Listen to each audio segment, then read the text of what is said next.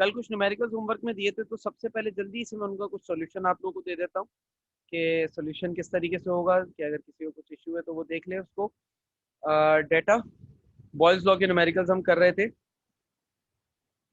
What will be the volume of 20 litre of a gas. Volume 20 litre दिया हुआ है और आपसे कह रहे हैं what will be the volume.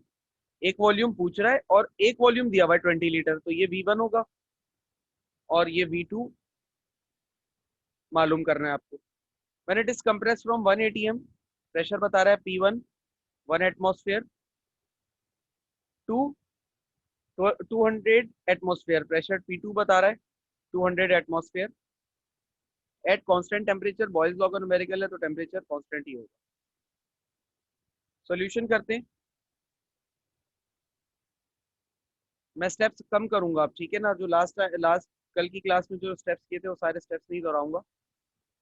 P1 V1 is equal to P2 V2। मुझसे कह रहे हैं V2 मालूम करना है, तो V2 का फॉर्मूला क्या बन जाएगा, P1 V1 divided bye P2। अब P1 क्या है 1, V1 क्या है 20 डिवाइडेड बाय P2 कितना है 200। तो 0 से 0 कैंसिल, 2 1 2, 2 10 20, तो 1/10 आ गया आंसर। अच्छा 1/10 जो है V2, 1/10 V2 का मतलब हो जाएगा 0.1 लीटर। ये आपका आंसर आ गया। क्लियर है, ये कल सबने किया भी था तो क्लियर हुआ जी बेटा। अगला सवाल ये था। अच्छा इस सवाल में 3 सवाल हैं। The volume of 1 gram of hydrogen, data में आपको मास दिया हुआ है हाइड्रोजन का ना, तो आपने लिख लेना है 1 gram of hydrogen at 0 degree Celsius is 12.5 litres. Temperature दिया हुआ है 0 डिग्री सेल्सियस, वॉल्यूम बताया हुआ है 12.5 लीटर्स। अच्छा अब इस सवाल में कंफ्यूजन देखो, मैंने कल कहा था ना तुम लोगों को कि डेटा में हर वो चीज लिखी जाती है जो सवाल में दिया हुआ हो या आपको सॉल्यूशन में इस्तेमाल करना हो। तो अब यहां पर ये जो मास दिया है इसका कोई यूज नहीं है इस न्यूमेरिकल में। ये जो टेम्परेचर दिया हुआ है इसका कोई यूज नहीं है न्यूमेरिकल में, लेकिन दिया हुआ है तो हमें डेटा में लिखना पड़ेगा इसको। डेटा में हम इसको लिखेंगे लेकिन न्यूमेरिकल में इसका कोई यूज नहीं होगा, कंफ्यूज करने के लिए दिया हुआ है। When pressure is 760 millimetre, pressure बताया हुआ है 760 मिलीमीटर। अब आगे क्या कह रहा है, find out the volume of hydrogen gas. Hydrogen gas का वॉल्यूम मालूम करो, कब, जब प्रेशर कर दो 600 मिलीमीटर, ये पहला कंडीशन आ गई। जब प्रेशर कर दो 750 मिलीमीटर ऑफ मरकरी, ये दूसरी कंडीशन आ गई। या 900 मिलीमीटर ऑफ मरकरी, ये तीसरी कंडीशन आ गई। यानी कि V1 ये दिया हुआ है, P1 ये दिया हुआ है।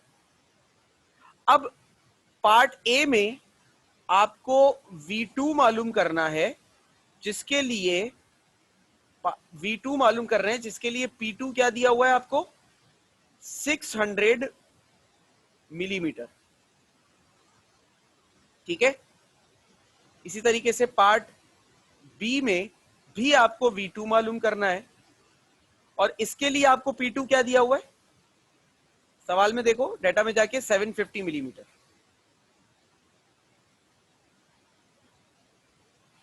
सेम इसी तरीके से सवाल में आपको V2 दिया हुआ है, पार्ट सी में V2 मालूम करना है और अगेन जो प्रेशर है P2 वो आपको दिया हुआ होगा 900 मिलीमीटर। यानी कि ये सवाल का जो सॉल्यूशन है वो 3 मर्तबा होगा। अच्छा अब पेपर में क्या सर ऐसा सवाल आता है? नहीं बेटा, पेपर में अगर आएगा तो कोई एक ही पार्ट आएगा, मुझे नहीं लगता कि तीनों पार्ट आपको दिए जाएंगे। ये तो जस्ट एक प्रैक्टिस हम कर रहे हैं, तो प्रैक्टिस की सूरत में आपको जो है वो हमने बता दिया था, वरना पेपर में तीनों नहीं आते, या 3 सवाल इस तरीके से ही आपको नहीं देगा।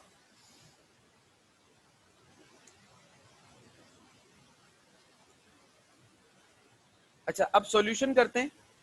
तो सबसे पहले हम पार्ट 1 जो है हमारा, हम पार्ट 1 कर लेते हैं।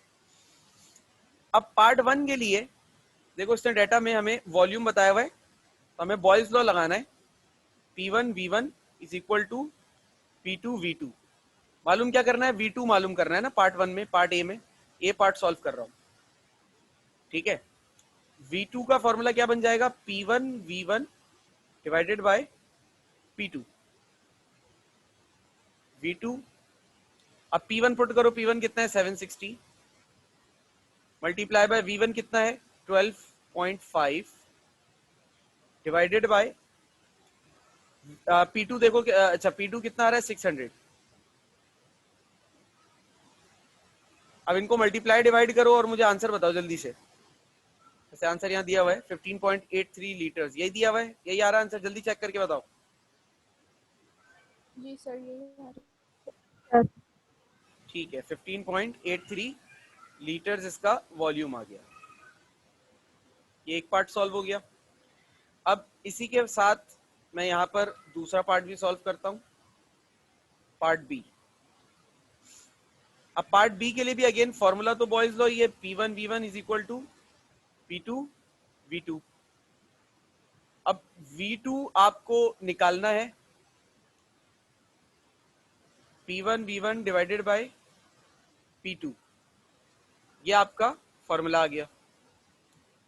अच्छा अब वैल्यू पुट करो, P1 क्या है भाई 760 मल्टीप्लाई बाय V1 क्या है 12.5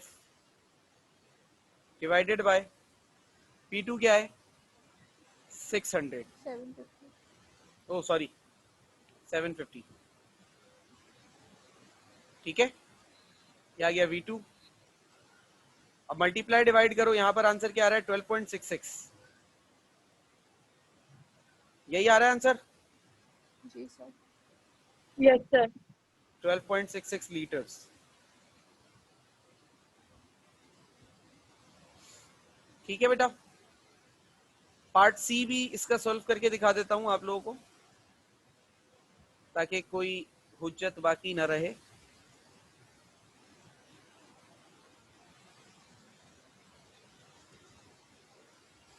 part C, P1 V1 is equal to P2 V2। अब V2 आपको निकालना है, फॉर्मूला आपने एडजस्ट किया P1 V1 divided bye P2। अच्छा V2 का फॉर्मूला क्या आ रहा है, वैल्यू पुट करते हैं 760 मल्टीप्लाई बाय V1 आ रहा है 12.5, P2 क्या आ रहा है 900। अब मल्टीप्लाई डिवाइड करो तो V2 का आंसर क्या आ जाएगा 10.55 लीटर्स।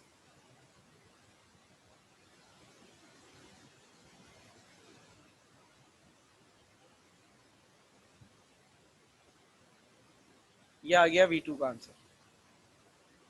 तीनों सवाल सॉल्व हो गए, इन्हीं में कंफ्यूजन आ रही थी आप लोगों को, मेरे ख्याल से अब नहीं आएंगी।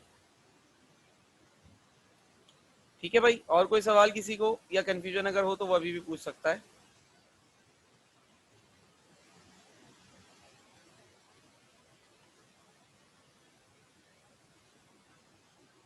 बेटा और कोई सवाल है किसी को? सर। ओके अच्छा, अब मैं आपको लेकर चल रहा हूं बेटा चार्ल्स लॉ की तरफ। चार्ल्स लॉ का पहला सवाल आपके सामने लिखा हुआ है, इसका डेटा देखो। 150 ml of a gas, volume दिया हुआ है 150 ml of a gas at 27 degree Celsius, temperature बता रहे हैं 27 degree Celsius, are heated to 77 degree Celsius. एक और टेम्परेचर बता रहे हैं, एक और टेम्परेचर बता रहे हैं 77 degree Celsius. Find the new volume of the gas, दूसरा वॉल्यूम मालूम करो, यानी कि ये V1 होगा, ये V2 होगा, और ये T1 होगा, ये T2 होगा। अच्छा चार्ल्स लॉ का न्यूमेरिकल, बल्कि जनरल गैस इक्वेशन या जनरल गैस के पर्सपेक्टिव के जितने भी न्यूमेरिकल्स हैं बेटा, सब में एक बात याद रखना कि टेम्परेचर सेंटीग्रेड में कभी पुट नहीं होगा।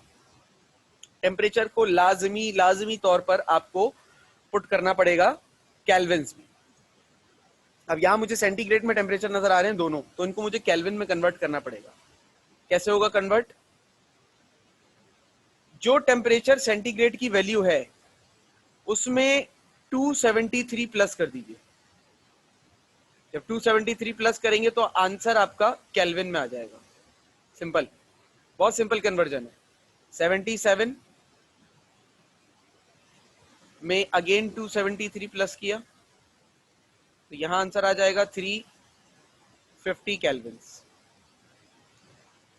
अब अगली हेडिंग हमने डाली सॉल्यूशन की।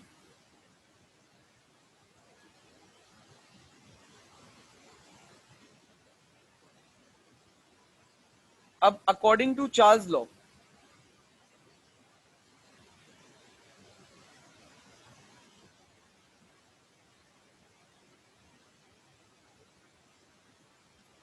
चार्ल्स लॉ के मुताबिक फॉर्मूला क्या है? V1 divided by T1 is equal to V2 divided by T2।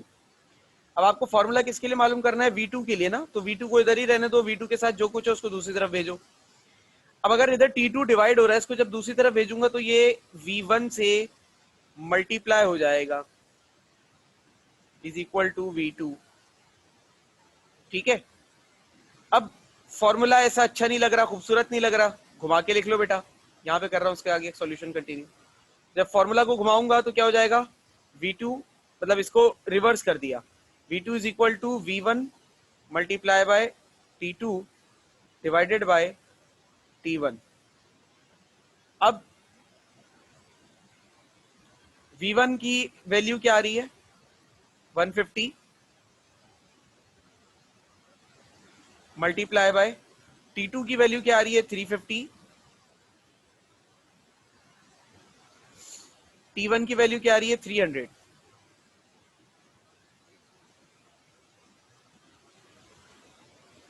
Solve कर लेते हैं इसको। 0 से 0 कैंसिल कर देते हैं,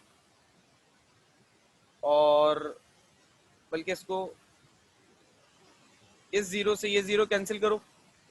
15 1 जा 15, 15 2 जा 30। अब 35 को 2 से डिवाइड करोगे तो V2 का फाइनल आंसर आ जाएगा, क्या आ रहा है? 35 डिवाइडेड बाय 2 17.5, और वॉल्यूम का यूनिट मिलीलीटर में था, 17.5 मिलीलीटर इसका आंसर होगा। यूनिट्स के लिए परेशान नहीं होना, जो यूनिट V1 का होगा वही V2 का भी होगा। अब इस सवाल में V1 का यूनिट ml में था, तो हमने भी इसको ml में ही पुट किया है। सॉरी, 350 डिवाइडेड बाय 2 था, ये मैंने 17.5 लिख दिया। ये 17.5 नहीं होगा, बल्कि ये 175 होगा। My mistake.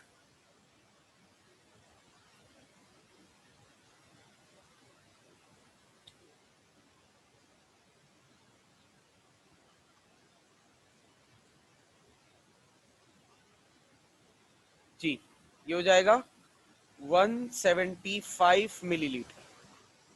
समझ में आया बेटा चार्ल्स लॉ किस तरीके से होगा?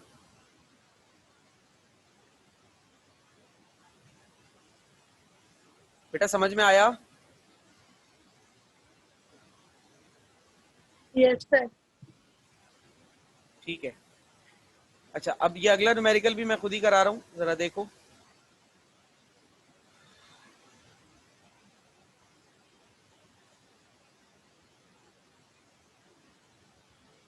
Six liters of a gas are heated from 5 degree Celsius to 70 degree Celsius. Volume दिया हुआ है 6 लीटर, वॉल्यूम आ गया 6 litre are heated from 5 degree Celsius. Temperature दिया हुआ है 5 degree Celsius to 70 degree Celsius. Temperature दिया हुआ है again 70 degree Celsius at constant pressure. Charles law का न्यूमेरिकल 6 लीटर है वॉल्यूम। क्या कह रही हो? आपने 6 लीटर लिखा है, 2.6 आएगा। नहीं बेटा, ये 2.6 नहीं है, 2 है। असल में ये जो 2 है ना, ये नंबरिंग वाला 2 है। सीक्वेंस चल रही है ना, ये देखो, क्वेश्चन नंबर 1 ये है, क्वेश्चन नंबर 2 ये है, क्वेश्चन नंबर 3 ये है, 4 और 5 ये है, 6 ये है। ठीक है, अच्छा, ये हो गया V1 और ये हो गया T1, ये हो गया T2। आपके क्या कह रहे हैं, what will be the volume, volume मालूम करना है, तो V2 आपको बेसिकली यहाँ पर निकालना है। टेम्परेचर आपको पता है कि यहाँ पर केल्विन्स में पुट होता है, तो 5 प्लस 273 और यहाँ पर 70 प्लस 273, 5 प्लस 273 हो जाएगा 278 केल्विन्स, और 70 प्लस 273 कितना होगा, ये हो जाएगा 343 केल्विन्स। सही है। सॉल्यूशन की हेडिंग डाल दीजिए, अगली हेडिंग सॉल्यूशन की।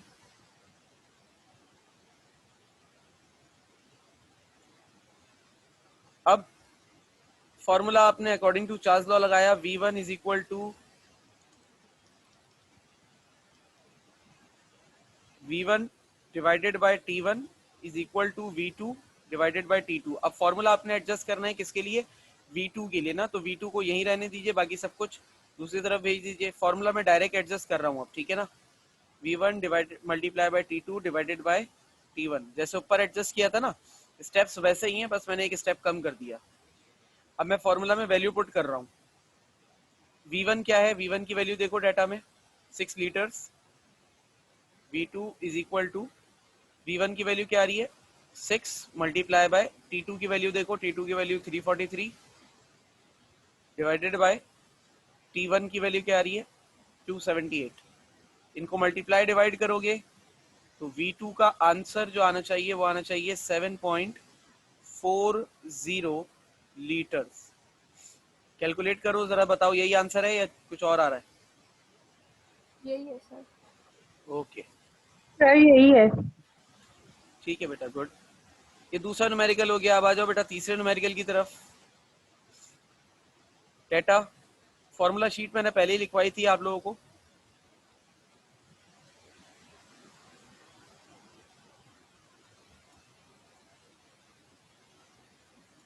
फॉर्मूला शीट ऊपर लिखी हुई है, वहीं से देखिएगा। Data 300 ml of nitrogen gas, volume दे रहे हैं नाइट्रोजन गैस का 300 ml is at 50 degree Celsius, temperature बता रहे हैं 50 डिग्री सेल्सियस पर है, ठीक है भाई। Is kept constant, pressure is kept constant, pressure constant है if the temperature is double. अगर टेम्परेचर डबल कर दो T1 से T2, यानी कि टेम्परेचर 50 से क्या कर दो 100 कर दो, what will be the volume of the gas. V1 ये है, V2 मालूम करना है, ठीक है। अब डेटा की हेडिंग डाल दी थी आपने पहले,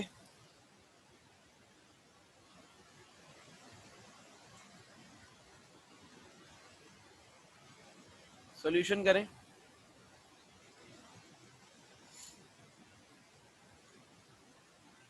सॉल्यूशन में हमें V2 मालूम करना है ना, तो according to Charles law,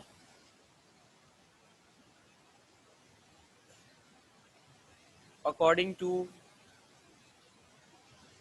Charles law, sir Celsius को केल्विन में चेंज करेंगे। अरे हाँ ये मैं भूल गया, वेरी गुड, अच्छा याद दिलाया बेटा। 50 को प्लस करें 273 में, और 100 को प्लस करें 273 में।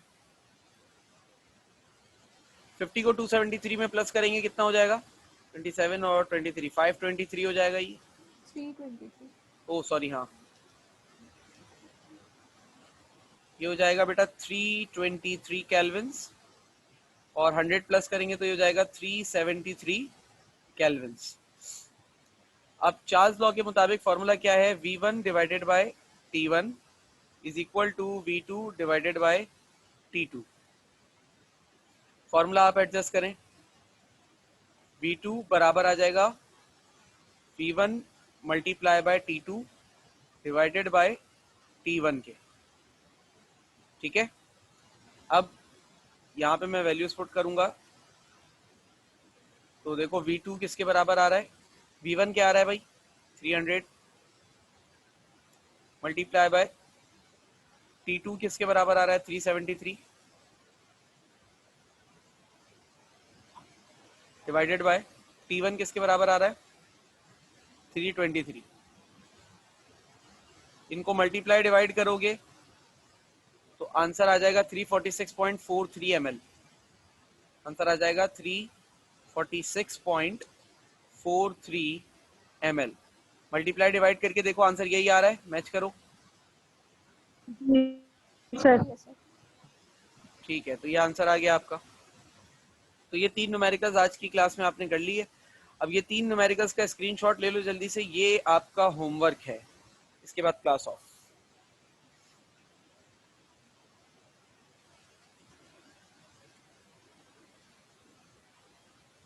सवाल लिख लो या स्क्रीनशॉट ले लो। स्क्रीनशॉट ले लो मेरे ख्याल से।